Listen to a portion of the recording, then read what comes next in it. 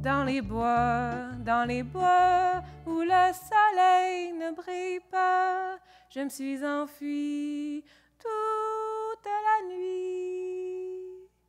Je ne suis pas celle que vous pensez que je suis. Je me suis enfuie toute la nuit.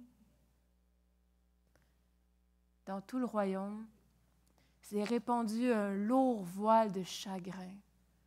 Mais elle a erré, en allant toujours de plus en plus loin, en enjambant des racines anciennes, en mangeant des baies. Et c'est à la couleur des drapeaux qui volaient sur le toit d'un moulin qu'elle s'est rendue compte qu'elle avait dépassé le royaume de son père depuis longtemps déjà. C'est à ce moment-là qu'elle s'est arrêtée. C'est à ce moment-là qu'elle a senti le poids de la carcasse sur son dos. Elle a senti le froid, le noir autour d'elle, la colère et enfin une pluie de larmes. Elle a aussi vu la forêt, pleine de vie, pleine de monde, et elle s'est endormie au pied d'une souche. Au petit matin, il y a des chasseurs qui l'ont aperçue. Ils ont rapporté leur vision à leur capitaine.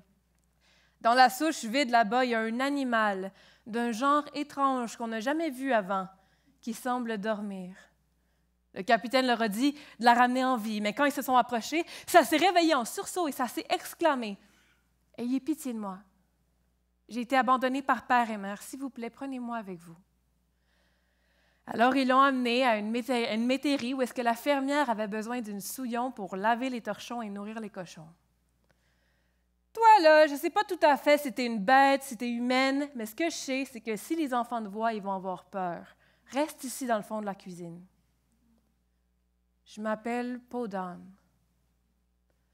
Puis c'est comme ça que Podane s'est ramassée à faire les tâches les plus ingrates pendant des mois, en échange d'un peu de bouillon clair et d'un peu de pain sec. Ah, la dégoûtante! Ah, c'est répugnant!